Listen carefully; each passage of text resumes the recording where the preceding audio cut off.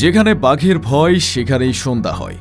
Israel গত ২ বছর ধরে যে দুঃস্বপ্নটি দেখার ভয়ে রাতে ঘুমাতে পারেনি, যে দৃশ্যটি কল্পনা করতেও তাদের আত্মা কেঁপে উঠত, আজ ২০২৬ সালের এই জানুয়ারি মাসে ঠিক সেই দুঃস্বপ্নটি তাদের চোখের সামনে বাস্তবে পরিণত হতে চলেছে।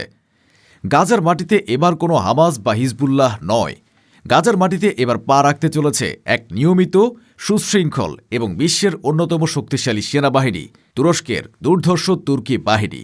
ইসরায়েলের প্রধানমন্ত্রী বেনিয়ামিন নেতানিয়াহু ভেবেছিলেন গাজাকে মাটির সাথে মিশিয়ে দিয়ে তিনি সেখানে নিজের রাজত্ব কায়েম করবেন।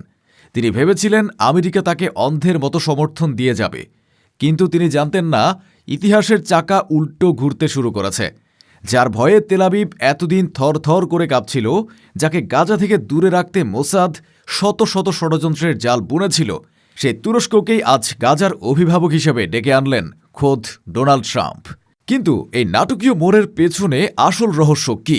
কেন ডোনাল্ড ট্রাম্প, যাকে ইসরায়েল তাদের সবচেয়ে বড় বন্ধু মনে করত, তিনি আজ নেতানিয়াহুর বুকে ছুরি মেরে এরদোয়ানকে বোর্ড অব পিসের প্রতিষ্ঠাতা সদস্য করলেন? এর পেছনে কি ট্রাম্পের কোনো গভীর ব্যবসায়িক স্বার্থ কাজ করছে, নাকি আমেরিকা বুঝতে পেরেছে যে মধ্যপ্রাচ্যের লাগাম এখন আর ইসরায়েলের হাতে নেই? ইসরায়েল কেন তুরস্কের অন্তর্ভুক্তিতে এত বেশি আতঙ্কিত? নেতানিয়াহুর দপ্তর থেকে কেন বলা হচ্ছে যে এটি ইসরায়েলের নিরাপত্তা নীতির বিরোধী? তারা কি ভয় পাচ্ছে যে তুর্কি সেনারা গাজায় ঢুকলে আইডিএফের সব গোপন অপরাধ বিশ্ববাসীর সামনে চলে আসবে? তুরস্কের গোয়েন্দা প্রধান থেকে পররাষ্ট্রমন্ত্রী হওয়া হাকান ফিদান কিভাবে এই জটিল দাবার ছকে ইসরায়েলকে মাত দিলেন? গাজার এক্সিকিউটিভ বোর্ডে তার উপস্থিতি কি প্রমাণ করে যে গাজার ভবিষ্যৎ এখন আঙ্কারার ইশারায় চলবে? এবং সবশেষ, এই সিদ্ধান্তে কি হামাসের কোনো গোপন সম্মতি আছে? গাজার পুনর্গঠনের নামে তুরস্ক কি সেখানে এমন এক দুর্ভেদ্য দুর্গ তৈরি করতে যাচ্ছে যা ভাঙার ক্ষমতা ইসরায়েলের কোনো পারমাণবিক বোমারও নেই? এই সব প্রশ্নের উত্তর এবং পর্দার আড়ালে ঘটে যাওয়া ষড়যন্ত্রের বিস্তারিত জানতে ভিডিওটি না টেনে শেষ পর্যন্ত দেখুন। ঘটনার সূত্রপাত হয় ২০২৬ সালের ১৬ জানুয়ারি। মধ্যপ্রাচ্যে যখন এক থমথমে পরিস্থিতি বিরাজ করছে, ঠিক তখন ওয়াশিংটন থেকে একটি ডিপ্লোম্যাটিক মিসাইল ছোড়া হয়। তবে এই মিসাইল কোনো শহর ধ্বংস করেনি, এটি ধ্বংস করেছে ইসরায়েলের কূটনৈতিক অহংকার। মার্কিন প্রেসিডেন্ট ডোনাল্ড ট্রাম্প, যিনি যুদ্ধবিরতির পর গাজার ভবিষ্যৎ নির্ধারণের জন্য বোর্ড অব পিস বা শান্তি পরিষদ গঠন করেছেন, তিনি একটি আনুষ্ঠানিক চিঠি পাঠান তুরস্কের প্রেসিডেন্ট রিসেপ তাইয়েপ এরদোয়ানের কাছে। সেই চিঠিতে তিনি এরদোয়ানকে এই বোর্ডের একজন ফাউন্ডিং মেম্বার বা প্রতিষ্ঠাতা সদস্য হিসেবে যোগ দেওয়ার আমন্ত্রণ জানান। আপাতদৃষ্টিতে এটি একটি সাধারণ আমন্ত্রণ মনে হতে পারে, কিন্তু ভূরাজনীতির পাঠকরা জানেন এটি ছিল ইসরায়েলের গালে আমেরিকার কষে দেওয়া এক চর। কারণ এ বোর্ডে কাজ করা শুধু ত্রাণ বিতরণ নয়, জাতিসংঘের নিরাপত্তা পরিষদের রেজলিউশন দ্বারা সমর্থিত এই বোর্ডের হাতে গাজার নিরাপত্তা, হামাসের নিরস্ত্রীকরণ এবং পুনর্গঠনের ক্ষমতা দেওয়া হয়েছে। আর এখানেই ইসরায়েলের হৃদস্পন্দন বন্ধ হওয়ার উপক্রম। নিরাপত্তা নিশ্চিত করার অর্থ হল গাজার মাটিতে বিদেশি পিসকিপিং ফোর্স বা সেনা সদস্য মোতায়েন করা হবে। আর ট্রাম্প যখন তুরস্ককে এ বোর্ডের নীতি নির্ধারক হিসেবে ডাকেন, তখন তিনি পরোক্ষভাবে তুরস্কের সেনাবাহিনীকে গাজায় প্রবেশের গ্রিন সিগন্যাল বা সবুজ সংকেত দিয়ে দিলেন। ইসরায়েল এতদিন ধরে বলে আসছিল গাজায় তুরস্কের কোনো স্থান নেই।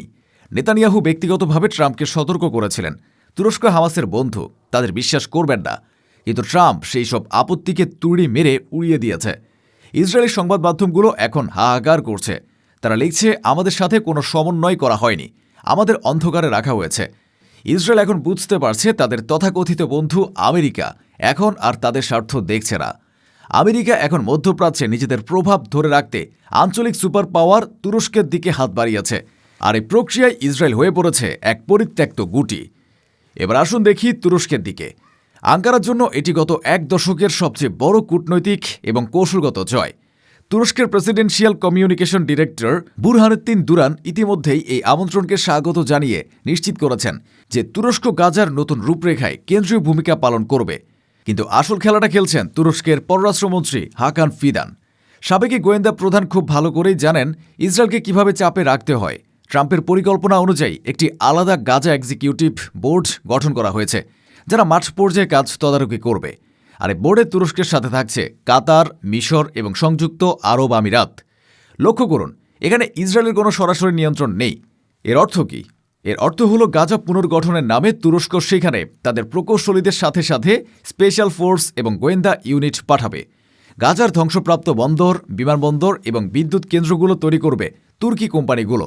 আর এই স্থাপনাগুলোর নিরাপত্তা দেওয়ার অজুহাতে গাজার মাটিতে স্থায়ীভাবে ঘাঁটি গাড়বে তুর্কি সেনাবাহিনী।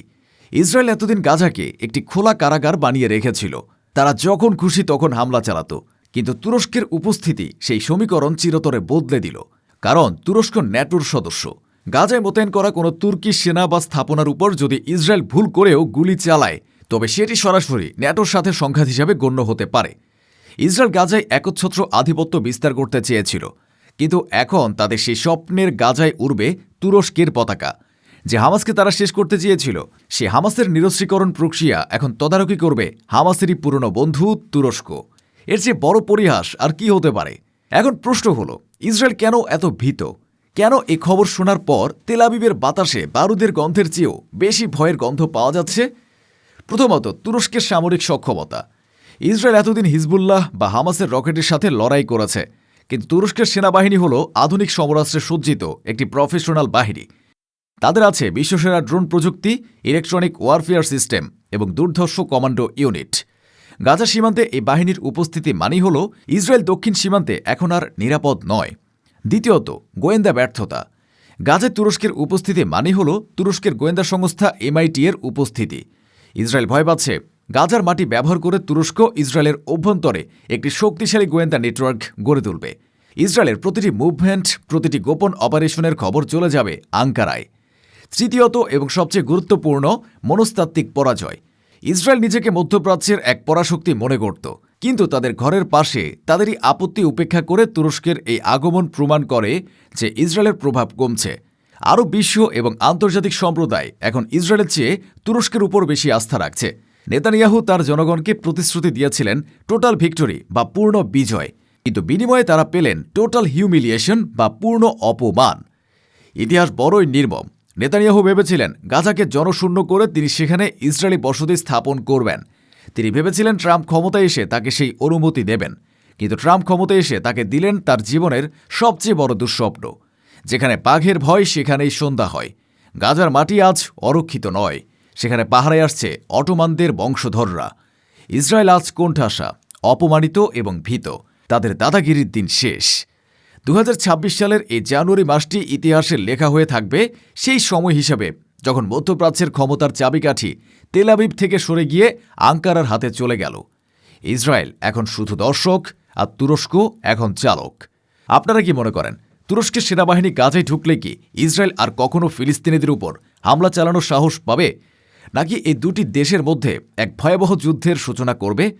কমেন্টে আপনাদের মূল্যবান মতামত জানান। ভিডিওটি ভালো লাগলে লাইক দিন এবং শেয়ার করে বিশ্বকে জানিয়ে দিন গাজার পাহারাদার এসে গেছে।